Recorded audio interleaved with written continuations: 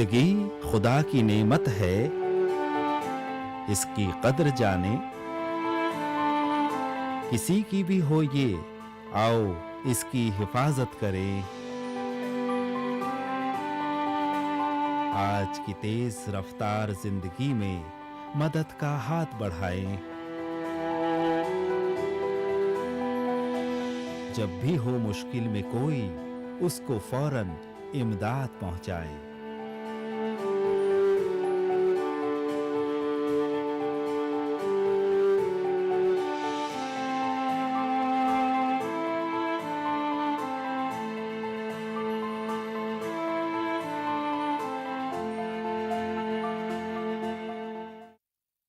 नाज़रीन आदाब, मैं हूं समीरा और इस्तकबाल करती हूं आपके अपने शो में जिसका नाम है डॉक्टर की आमद से पहले। नाज़रीन, जैसा कि आप जानते ही हैं कि हम अपने प्रोग्राम के ज़रिए आपको वो तमाम मालूमात देना चाहते हैं जिससे कि आपकी ज़िंदगी में कभी कोई हादसा पेश आ जाए तो आप उस पर काबू पा सकें। नाज़रीन, हम सभी के लिए ये मालूमात हासिल करना बहुत ज़रूरी है। क्या पता हम कहीं अकेले जा रहे हों और अचानक से किसी हादसे का शिकार हो जाएं।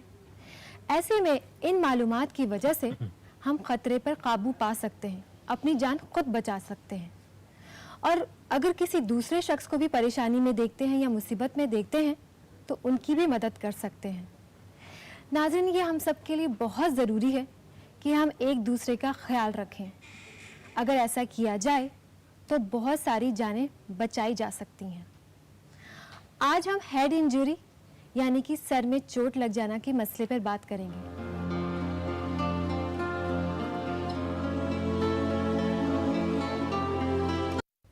इस बारे में चर्चा करने के लिए हमारे साथ मौजूद हैं डॉक्टर आदित्य गुप्ता। डॉक्टर साहब, आपका हमारे प्रोग्राम में इस्तकबाल है। डॉक्टर साहब, आज हम बात कर रहे हैं सर पे चोट लग जाना। तो सबसे पहले ये बताइए इसमें होता क्या है? अगर हम इसको डिफाइन करें तो ये क्या है? देखिए, सर पे चोट मतलब कि हड्डी या उससे अंदरूनी चोट जो सिर के ऊपर लगती है। तो मतलब एक छोटा सा कट अगर हमारे सिर पे लगा है तो वो हेड इंजरी नहीं है। कम से कम हड्डी या और अंदरूनी चोट होनी चाहिए, जो कि मेडिको लीगली जब हम इसको हेड इंजरी कहते हैं। तो डॉक्टर साहब, सर पे चोट लग जाना ये कितनी ख़तरनाक बात हो सकती है? देखिए, इसमें जो सिर की चोट है हम उसको क्लासिफाई करते हैं माइल्ड, मॉडरेट, सीवियर में। तो सबसे पहले बात करते हैं माइल्ड। माइल्ड मतलब कम वाली सिर की चोट। इसमें आमतौर पे मरीज़ जो है होश में होता है। अगर हम पूछते हैं तो पता चलता है कि शायद 5-10 मिनट के लिए थोड़ा सा कॉन्शियसनेस में लॉस था। और इस तरह की चोट में आमतौर पे सही इलाज के बाद कोई प्रॉब्लम आती नहीं है। आमतौर पे वो अपनी वापस नॉर्मल लाइफ में चला जाता है। जो मॉडरेट हेड इंजरी होती है उसमें पेशेंट हल्के कोमा में होता है। हल्के कोमा में मतलब अगर हम उसको पेन का कुछ हल्का सा दर्द देते हैं कहीं बॉडी पे तो वो अपना हाथ वहाँ तक ले आता है, पर हमारी बात नहीं समझता वो। तो इस तरह के पेशेंट्स में कई बार वैसे होते हैं जिनका सीटी स्कैन में दिमाग के अंदर खून का गोला बन रहा है या दिमाग के अंदर सूजन है या जगह जगह कुछ कुछ चोट लगी हुई है दिमाग के अंदर। ऐसे मरीज़ों के लिए सबसे इम्पॉर्टेंट है कि टाइम से इनका इलाज शुरू हो। दिमाग के अंदर सूजन कम करने की हम इनको दवाई दें, इनको एपिलेप्सी या मिर्गी रोकने की दवाई दें। और इसके बाद इस ग्रुप से भी 60-70% पेशेंट्स ठीक होके वापस नॉर्मल लाइफ में चले जाते हैं जी। जो आखिरी ग्रुप है जिसको हम कहेंगे सीवियर हेड इंजरी, ये वैसे पेशेंट हैं जो हेड इंजरी के बाद डीप कोमा में चले जाते हैं।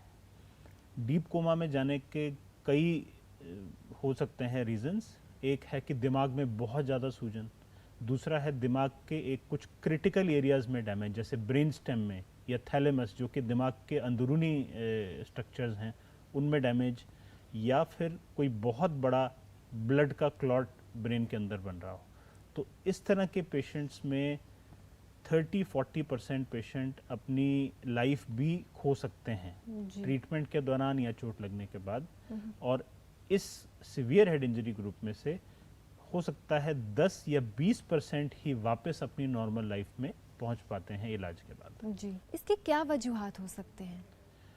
देखिए आजकल के हालात में तो जो सबसे आम इसका रीज़न है वो ये है कि ट्रैफिक एक्सीडेंट्स।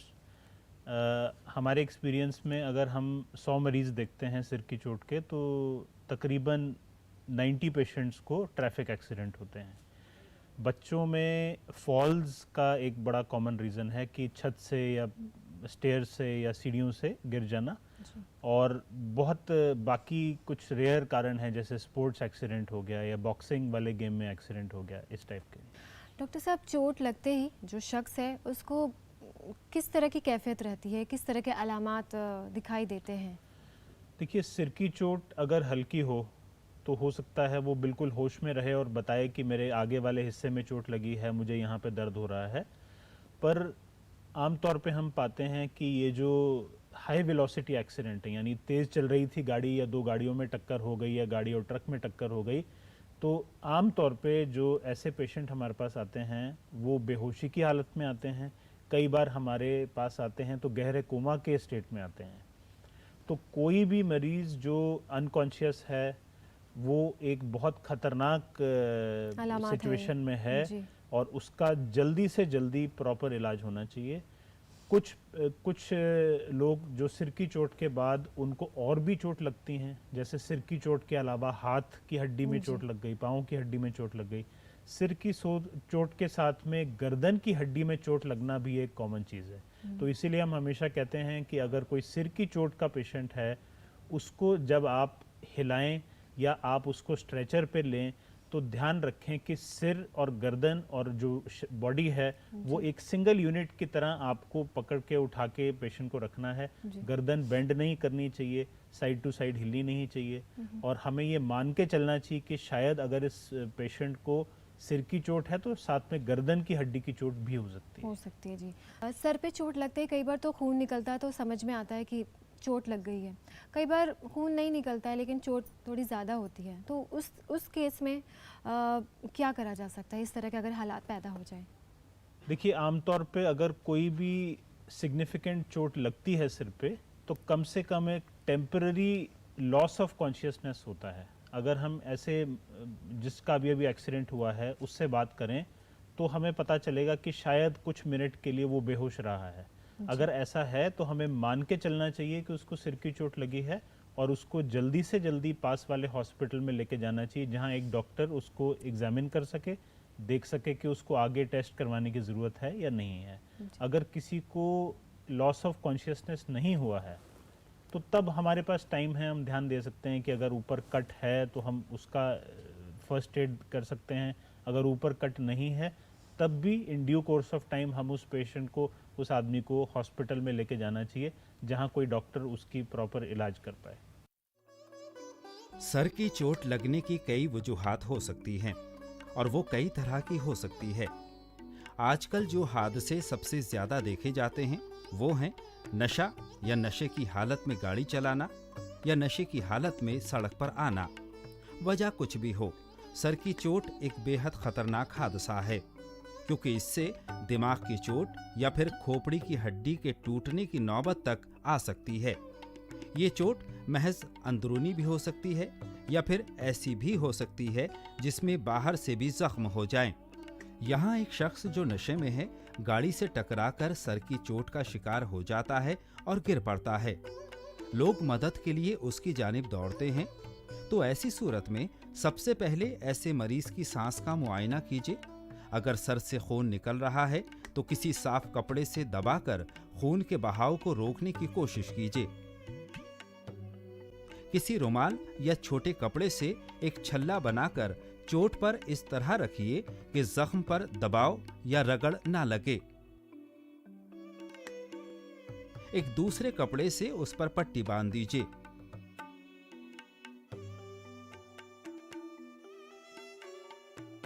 अगर मरीज को होश नहीं है तो इस बात का खास ख्याल रखें कि आप उसके जिस्म को एकदम सीधा रखें या उठाएं, ताकि उसका सर, गर्दन और मुकम्मल जिस्म एक ही सीध में हो, और उसे इस तरह उठाएं जैसे उसमें कोई जोड़ ही ना हो, और बगैर किसी ताखीर डॉक्टर के पास ले जाएं या एम्बुलेंस बुलाएं, क्योंकि सर की चोट वाले मरीज को 1 घंटे के अंदर अंदर इलाज मिलना बेहद जरूरी है।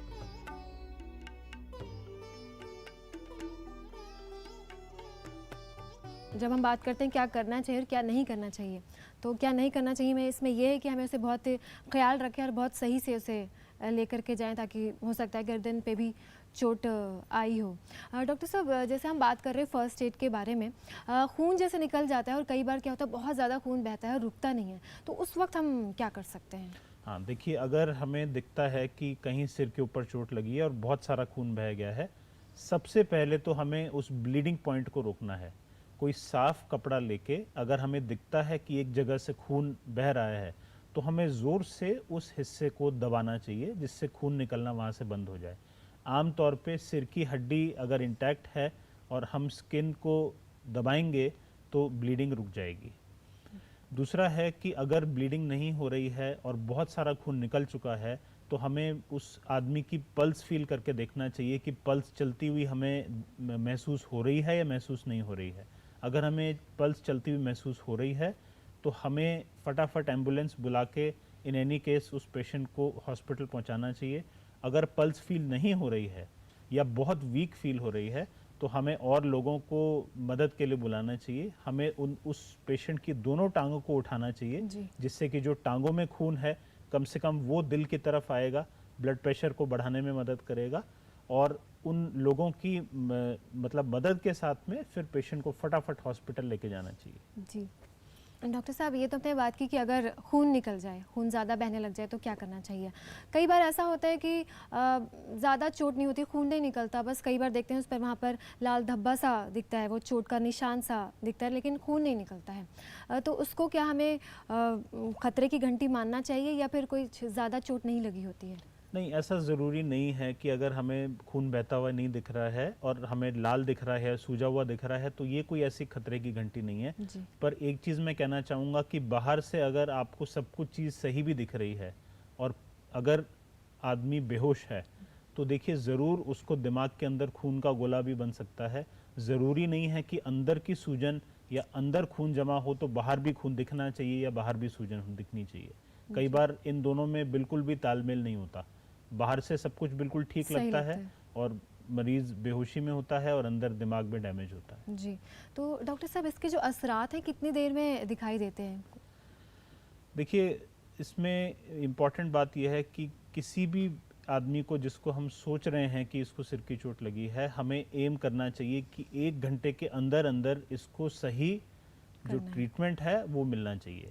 इसको 1 घंटे के अंदर अंदर हॉस्पिटल में एक डॉक्टर के सामने होना चाहिए, जो इससे डिटेल सारे पूछ के आगे का जो इसका इलाज है वो शुरू कर पाए। जी, तो डॉक्टर साहब, ये कितना खतरनाक हो सकता है?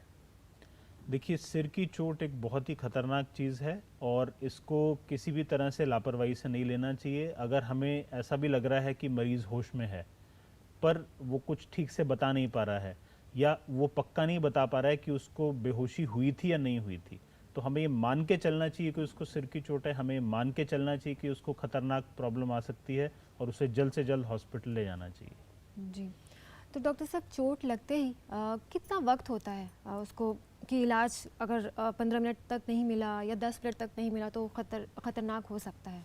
देखिए, ये कहना बहुत मुश्किल है। जैसे आपने पिछला सवाल भी पूछा था कि सिर की चोट कई बार इतनी खतरनाक होती है कि हम कई बार देखते हैं कि एकदम उसी समय उसी टाइम किसी की डेथ हो गई, उसी वक्त। कई बार इतनी ज़्यादा सिर की चोट होती है कि उसी टाइम पेशेंट हो सकता है नहीं बच पाए। कोई भी पेशेंट जो अनकॉन्शियस है, हमें कोशिश करनी चाहिए कि सही ट्रीटमेंट, चाहे वो सही ट्रीटमेंट ऑपरेशन हो, वो 1 घंटे के अंदर अंदर सिर की चोट लगने के बाद शुरू हो जाना चाहिए। कुछ पेशेंट तब भी ऐसे होंगे जो 1 घंटे का टाइम हमको नहीं देंगे, जैसे कि किसी पेशेंट जिसकी सांस ठीक से नहीं चल रही है या सांस में रुकावट हो रही है, तो ऐसा पेशेंट हमें सिर्फ 1 या 2 मिनट का ही टाइम देता है कि हमें फटाफट उसको माउथ टू माउथ ब्रीदिंग देके और फटाफट हॉस्पिटल लाना चाहिए। जी, जैसे आप ब्रीदिंग की आपने बात की, तो सर की चोट पे और किस तरह की बातें हमें दिखाई देती हैं? मान लीजिए उसका इलाज भी हो गया, सब मुकम्मल इलाज हो गया, लेकिन उसके बाद क्या कुछ जो पेशेंट है, मरीज़ है, उसमें कोई कमी रहती है? कुछ ऐसी उसको परेशानी आगे जाकर उसका सामना करना पड़ सकता है? देखिए, ये इस चीज़ पे डिपेंड करता है कि जो दिमाग के अंदर की चोट है वो कितनी ज़्यादा है। जी। अगर दिमाग के अंदर की चोट ज़्यादा नहीं है और हम पेशेंट को जल्दी हॉस्पिटल पहुंचा देते हैं, उसका सही इलाज शुरू हो जाता है, तो वो वापस नॉर्मल लाइफ में जा सकता है। जी। अगर सिर की चोट मतलब दिमाग में बहुत एरियाज हों डैमेज के, तो ऐसे पेशेंट्स को बाद में सही अपना मेंटल एक्टिविटी वापस आने में टाइम लगता वक्त है, लग जाता है। जॉब पे वापस जाने में टाइम लगता है। दूसरी एक बहुत इम्पॉर्टेंट बात है कि जब से चोट लगी है तब से हॉस्पिटल पहुंचने तक ऑक्सीजन की कमी दिमाग को नहीं होनी चाहिए। जी। तो अगर कोई सिर की चोट का पेशेंट है जिसकी सांस ठीक से नहीं चल रही है, तो हमें माउथ टू माउथ ब्रीदिंग, या अगर एम्बुलेंस आ चुकी है तो उनके पास एक बैग होता है जिसको मास्क मुंह पे लगा के हम बैग से पेशेंट को सांस दे सकते हैं। तो जी। इस चीज़ का ध्यान रखना भी बहुत ज़रूरी है। जी। तो डॉक्टर साहब, आपने कहा कि कुछ परेशानियां भी आ सकती हैं अगर सही वक्त पर इलाज नहीं दिया जाए, तो किस तरह की परेशानी देखी जा सकती है? देखिए, सिर की चोट के बाद एपिलेप्सी की प्रॉब्लम यानी मिर्गी के दौरे की प्रॉब्लम आ सकती है। सिर की चोट के बाद पैरालिसिस यानी एक हाथ और एक पाँव काम नहीं करना, या पेशेंट बोल नहीं पा रहा है, या और जो हायर मेंटल फंक्शंस होती हैं कि उसको किसी बात पे अटेंशन देनी है, या किसी चीज़ का कैलकुलेशन करनी है, या कोई चीज़ याद रखनी है, ये सारी चीज़ों में गड़बड़ी आ सकती है सिर की चोट के बाद। जी, मतलब अगर सही वक्त पर इलाज नहीं किया जाए तो काफ़ी दिक्कतें पेश आ सकती हैं। डॉक्टर साहब, आपके सामने कुछ ऐसा कोई केस पेश आया है जैसे आपने देखा हो कि बहुत ज़्यादा सीरियस है हालत पेशेंट की, और लेकिन जल्द से जल्द उसको इलाज दिया गया और उसके बाद वो ठीक हो गया? कोई ऐसा केस जो आप हमारी नाज़रीन के साथ देखिए, शेयर करना चाहते हो? एक साल पहले हमारे पास एक यंग आदमी आया था, मैं उनका नाम नहीं बताना चाहूँगा। वो एक पायलट थे और वो और उनके फ्रेंड जयपुर से दिल्ली 2 घंटे में पहुंचने की रेस लगा रहे थे मोटरसाइकिल पे। तो उस दौरान उनका एक्सीडेंट हुआ, और क्योंकि हाईवे पे हुआ, वो 5 मिनट में हमारे हॉस्पिटल में पेशेंट आ गया था। जब वो हमारे पास आए तो उनका सिर हेलमेट के अंदर ही था, तो हमें हेलमेट से सिर निकालने में करीब 5-10 मिनट लगे। हमें एक्चुअली सांस की ट्यूब हेलमेट होते होते ही डालनी पड़ी, जिससे कि कम से कम हम ब्रेन में ऑक्सीजन की कमी नहीं हो। जी। तो ये सब करने के बाद हमें सिर हेलमेट से निकालना पड़ा। हमने सीटी स्कैन किया तो दिमाग में बहुत बड़ा एक खून का क्लॉट था। हम आधे घंटे के अंदर फटाफट उस पेशेंट का ऑपरेशन किया, और आज उनका ये हाल है कि वो चल फिर रहे हैं। उनको थोड़ी मेमोरी की प्रॉब्लम्स हैं, याददाश्त की दिक्कत है, जी। पर बाकी सब चीज़ों में वो ठीक है। ठीक है, तो कितना वक्त लग गया उनको पूरी तरह से ठीक होने में, या फिर जैसे जिस सिचुएशन में अभी हैं, जो हालात उनके अभी हैं, जो पहले से तो बेहतर हैं, लेकिन आप कह रहे हैं कि याददाश्त में उनकी थोड़ी सी कमी है? उनको हॉस्पिटल में तकरीबन 1.5 महीना लगा हमारे पास। जी। उसके बाद 1.5 महीना तक हॉस्पिटल में रहे, उसके बाद भी आप क्या मरीज़ को कुछ एहतियात बरतने के लिए कहते हैं? देखिए, एहतियात मतलब जो दवाइयाँ हम देते हैं वो रेगुलर लेनी चाहिए। हमारे पास पीरियोडिकली फॉलोअप के लिए आना चाहिए बीच बीच में। तो ये जनरल एहतियात हैं। बाकी है कोई ऐसा पेशेंट है, उसको हम दोबारा 2 व्हीलर या कोई भी व्हीकल चलाने के लिए 2 साल तक मना करते हैं। जी, ऐसे तो अगर इस तरह का हादसा पेश आ जाता है तो जो मरीज़ है या शख्स है वो खुद भी डरते हैं ये दोबारा 2 व्हीलर चलाने में। मतलब सही वक्त पर सही इलाज तो बहुत ज़रूरी है। बहुत ज़रूरी है। डॉक्टर साहब, जैसे ये सर पे चोट लग जाना एक बहुत बड़ा हादसा है, एक बहुत बड़ी इमरजेंसी है, तो आजकल हम देखते हैं कि जो एम्बुलेंस है वो ज़्यादा तादाद में नहीं है हमारे पास, तो उस केस में फिर क्या किया जा सकता है? देखिए, उसमें सबसे ज़रूरी बात यह है कि अगर कोई हॉस्पिटल पास में है, जो कि बिल्कुल पास में है, तो हम आधे घंटे एम्बुलेंस के वेट करने की बजाय अगर मरीज़ होश में है तो हम केयरफुली उसको एक गाड़ी में हॉस्पिटल ला सकते हैं। जी। और इसमें ध्यान रखने की बात यह है कि गर्दन की मूवमेंट बहुत ही मिनिमम होनी चाहिए। गर्दन बहुत ज़्यादा नहीं हिलानी चाहिए ऐसे पेशेंट की। जैसा मैंने बताया, सिर की चोट के साथ गर्दन की चोट भी 20% केसेस में देखी जाती है। दूसरा है कि एम्बुलेंसेज हमारी कंट्री में जितनी ज़रूरत है उससे बहुत कम हैं। एक दूसरा प्रॉब्लम यह है कि एम्बुलेंस को भी उतनी ही ख़राब ट्रैफिक से गुजर के हॉस्पिटल तक पहुंचना पड़ता है। तीसरी प्रॉब्लम यह है कि हर एम्बुलेंस में ड्राइवर के साथ साथ कम से कम 1 या 2 पैरामेडिक होने चाहिए, जिनको पेशेंट को उठाने का और किस तरह पेशेंट को ट्रांसपोर्ट करना है, और अगर उसकी नस में सुई लगा के IV फ्लूइड देना है, ग्लूकोज चढ़ाना है, तो ये सारी नॉलेज उनको होनी चाहिए। तो एक तो ऐसे पैरामेडिक्स की जो नंबर है हमारी कंट्री में ये बहुत कम है। कई बार हम देखते हैं जो पैरामेडिक हैं एम्बुलेंस में वो भी ठीक से ट्रेन नहीं हैं। तो ये सारी प्रॉब्लम होने की से हमें ये समझ में आता है कि जो आसपास में लोग हैं उस टाइम पे वो अपनी पूरी हेल्प करें ऐसे पेशेंट के लिए। अगर पास में हॉस्पिटल है तो आधे घंटे एम्बुलेंस का वेट करने की कोई ज़रूरत नहीं है, पर हाँ अगर पेशेंट अनस्टेबल लग रहा है या लग रहा है कि बेहोश है, कोमा में है, तो फिर ऐसे पेशेंट को खुद लाने की कोशिश नहीं करें। फटाफट जो नियरेस्ट हॉस्पिटल है वहाँ जाके फटाफट एम्बुलेंस लेके आएं। अच्छा, मतलब इस तरह का अगर केस है तो एम्बुलेंस ही बुलाएं, खुद ले जाना सही नहीं रहेगा। जी, तो कई वजूहात हो सकते हैं सर पे चोट लगने के, क्योंकि हम कई बार अपना ख्याल नहीं रखते हैं, बेपरवाह हो जाते हैं, तो ये सारी चीज़ें, तो किस तरह से हमें अपना ख्याल रखना चाहिए? देखिए, सबसे ज़रूरी है कि जैसा हम आम रोज़मर्रा की ज़िंदगी में देखते हैं कि लोग ट्रैफिक के रूल्स फॉलो नहीं करते हैं। जहाँ पे करेक्ट टर्न, जहाँ पे टर्न नहीं लेना चाहिए वहाँ से गलत डायरेक्शन में टर्न ले रहे हैं, गलत डायरेक्शन से आ रहे हैं। फिर कुछ जगहों में हमारी सड़कों की भी हालत ठीक नहीं है। जो टू व्हीलर्स पे राइड करते हैं उनको पता नहीं चलता कि गड्ढा है और एकदम से गड्ढा आता है तो गिर जाते हैं। जी। फिर दो तीन और बहुत इम्पॉर्टेंट कारण है। एक तो है कि बिना हेलमेट के ड्राइव करना। तो जबकि हम सबको मालूम है कि हेलमेट के साथ ही टू व्हीलर को ड्राइव करना चाहिए, बिना हेलमेट के ड्राइव करना बहुत कॉमन है। पुलिस इस पे time to time strict action भी लेती है, पर उसके बावजूद भी हम देखते हैं कि बहुत सारे लोग सिर की चोट का शिकार इसलिए हो जाते हैं क्योंकि उन्होंने हेलमेट नहीं पहना था। एक और रीज़न है कि जो लोग शराब पी के गाड़ी चलाते हैं या टू व्हीलर स्पेशली चलाते हैं, उनमें इस तरह का हादसा होने का चांस बहुत ज़्यादा है। जी, तो इसका मतलब ये है कि हमें खुद भी ख्याल रखना है। जैसे आपने बोला कई लोग हेलमेट नहीं पहनते हैं या फिर बहुत तेज़ी से गाड़ी चलाते हैं, तो इन सब बातों का अगर हम ध्यान रखें तो बचा जा सकता है। डॉक्टर साहब, जब हम बात करें फर्स्ट एड की, तो सर पे चोट लगते ही हमें सबसे पहले क्या करना चाहिए? देखिए, जब भी हम देखते हैं कि हमारे साथ वाले या कोई सड़क पे किसी आदमी को सिर पे चोट लगी है, तो सबसे पहले उसको सड़क के किनारे पे एक सेफ जगह पे लिटा देना चाहिए और उसके बाद देखना चाहिए कि वो पूरे होश में है या पूरे होश में नहीं है। अगर पूरे होश में है तो हम उससे पूछ सकते हैं कि कहाँ चोट लगी है। अगर वो हमें बता सकता है कि उसको सिर के हिस्से में चोट लगी है तो वहाँ देख सकते हैं कि वहाँ से खून तो नहीं निकल रहा है। अगर खून निकल रहा है तो किसी साफ कपड़े से उसको दबा के खून को रोका जा सकता है। अगर वो पूरे होश में नहीं है तो ये एक बहुत ही खतरनाक चीज़ है। इसका मतलब है कि ऐसे मरीज़ को या ऐसे आदमी को फटाफट एम्बुलेंस बुला के जल्दी से जल्दी हॉस्पिटल में भिजवाना चाहिए, क्योंकि होश में नहीं होना ये हमें पता देता है कि शायद इसके दिमाग में चोट लगी है। और कई केसेस में हमने देखा है कि दिमाग के अंदर एक खून का गोला बन जाता है एक्सीडेंट की वजह से, जो बढ़ सकता है और हो सकता है ऐसे मरीज को अर्जेंट ऑपरेशन की ज़रूरत भी हो। डॉक्टर साहब, आखिरी में आपसे एक बात कहना चाहूँगी कि कोई ऐसी बात है जो आप हमारी नाजरीन को कोई ऐसा पैगाम देना चाहते हो?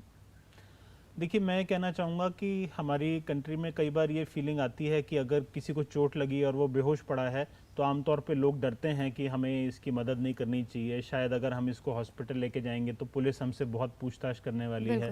तो मैं ये कहना चाहूँगा कि देखिए, ऐसा पेशेंट है जिसको आपकी मदद की ज़रूरत है। कुछ लोग मिल के ऐसे पेशेंट की मदद करें। पास में कोई हॉस्पिटल है तो वहाँ एम्बुलेंस लेके आएँ, एम्बुलेंस को जल्द से जल्द मंगाएँ। अगर कोई किसी की जान पहचान में है, कोई ऐसी अच्छी एम्बुलेंस सर्विस जो बहुत कम टाइम में पहुंचा देती है पेशेंट को, तो ऐसी एम्बुलेंस को बुलाएं। अगर कोई ब्लीडिंग या कहीं से खून निकल रहा है तो एक्टिवली कोशिश करें कि उसका खून वहाँ से फ्लो करना रुक जाए। अगर आपको लग रहा है कि उसकी पल्स वीक है तो दोनों टांगों को उठा के कम से कम जो टांगों में खून है वो दिल की तरफ जाएगा तो ब्लड प्रेशर बढ़ाने में उसकी पेशेंट की हेल्प करेगा। तो मतलब एक्टिवली ऐसे पेशेंट की मदद करें, क्योंकि आपकी मदद से जो टाइम एम्बुलेंस ले रही है, अगर उस दौरान आप थोड़ी सी मदद करेंगे तो ऐसे पेशेंट की जो आउटकम है उसमें ज़मीन आसमान का फ़र्क पड़ सकता है। सर की चोट, वजूहात, सड़क हादसात, घर या काम की जगह पर हादसात, अचानक गिर जाना, खेल के वक्त हादसात, लड़ाई और मारपीट। अलामात: बेहोश हो जाना, खून निकलना, क़ै होना, नाक से खून जारी होना, देखने, सुनने और जायके का खत्म होना, बोलने में तकलीफ होना या बोलना बंद हो जाना, दिल की धड़कन का कम या ज्यादा होना, मरीज का कोमे में चले जाना और दिमागी बीमारी का होना। इब्तिदाई तिब्बी इमदाद। चोट की जगह सर में बर्फ लगाएं ताकि सूजन न हो। चोट को आराम से ना लें क्योंकि चोट अंदरूनी भी हो सकती है। खून निकलने वाली जगह को साफ कपड़े से जोर से दबाएं। चोट की जगह के हिस्से को बगैर डॉक्टर के साफ न करें। अगर खून से कपड़ा भर जाए तो दूसरा कपड़ा उसी कपड़े के ऊपर रख दें। मरीज के कै करने पर उसका सर नीचे रखें। रीढ़ की चोट से बचने के लिए मरीज का सर, गर्दन और पूरा जिस्म एक सिमत में रखें। बेहोशी की हालत में ख्याल रखें कि मरीज को रीढ़ की चोट भी हो सकती है। अगर जरूरत हो तो सीपीआर दें। एहतियात: मरीज को हिलाएं नहीं और बगैर डॉक्टर के जख्म को साफ ना करें। जख्म के ऊपर से हेलमेट ना हटाएं। सर में चोट लगे बच्चे को एहतियात से उठाएं। शराब पीकर गाड़ी ना चलाएं और सड़क के उसूलों पर अमल करें और बच्चों का खास ख्याल रखें। डॉक्टर साहब, आप हमारे प्रोग्राम में आए और आपने हेड इंजरी के बारे में इतनी सारी मालूमात दी। इन तमाम बातों के लिए आपका बहुत बहुत शुक्रिया। Thank you. तो नाज़रीन, डॉक्टर साहब ने एक बहुत ही अच्छी बात कही कि अगर हम किसी को किसी हादसे का शिकार होते हुए देखते हैं या किसी परेशानी या मुसीबत में देखते हैं तो हम अपनी आंखें बंद ना करें बल्कि उस शख्स की मदद करें। बहुत सी जानें बच सकती हैं अगर हम थोड़े से मोहतात रहें तो। लेकिन साथ ही मैं आपको एक बात याद दिला देना चाहती हूँ कि हमारे प्रोग्राम में बताई गई सारी मालूमात इलाज नहीं है। वो तो सिर्फ वो कदम है जो डॉक्टर की आमद से पहले उठाए जा सकते हैं। इसी के साथ समीरा को दीजिए इजाज़त। अगले एपिसोड में होगी आपसे फिर मुलाकात। तब तक के लिए अल्लाह हाफिज़। ये महज फौरी तिब्बी इमदाद के तरीक़े हैं जो ऐन मौके पर फौरी मदद के तौर पर मरीज को दिए जाते हैं। ये तिब्बी इलाज का मुतबादिल नहीं है।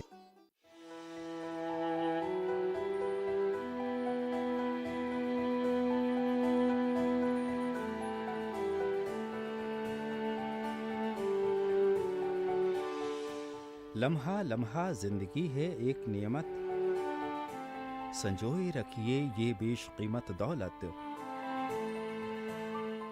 जिंदगी है खुदादाद रहमत, पहचानिए इसकी कीमत। ये कायनात है रिश्तों का शीराजा, महफूज रखिए ये सांझा ताना बाना।